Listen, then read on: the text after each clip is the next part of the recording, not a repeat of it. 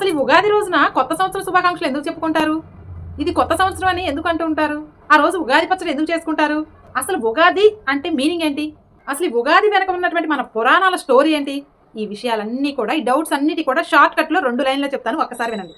మన పురాణాల ప్రకారం ఆ బ్రహ్మదేవుడు విశ్వాన్ని సృష్టించడం ప్రారంభించిన రోజు సోమకాసురుడు అనే రాక్షసుడు వేదాలను దొంగిలించి సముద్ర భూగర్భంలో దాచాడు. అప్పుడు ఆ శ్రీ మహావిష్ణువు మత్స్యావతారం ఎత్తి ఆ రాక్షసుని సంహరించి ఆ వేదాలను తిరిగి తెచ్చి బ్రహ్మదేవుడికి ఇచ్చాడు. ఆ వేదాల సాయంతో ఈ సృష్టిని మళ్లీ పునరుద్ధరించటమే ఈ చైత్ర శుద్ధ పాడ్యమి.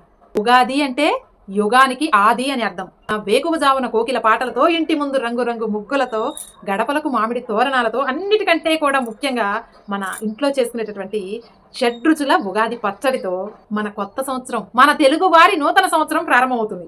ఈ పరాభవనామ సంవత్సరంకి మీరు చెప్పాల్సింది ఉగాది శుభాకాంక్షలు కాదండి, కొత్త సంవత్సర శుభాకాంక్షలు, నూతన సంవత్సర శుభాకాంక్షలు చెప్పకండి. మన తెలుగు వారి అందరికీ కూడా తెలిసేలా నూతన సంవత్సర శుభాకాంక్షలు చెప్పండి. న్యూ ఇయర్ కి ముగ్గులు వేయటం కాదండి, మన తెలుగు సంవత్సరానికి, మన ఉగాదికి కూడా రంగురంగు ముగ్గులు వేద్దాం అందరం కూడా.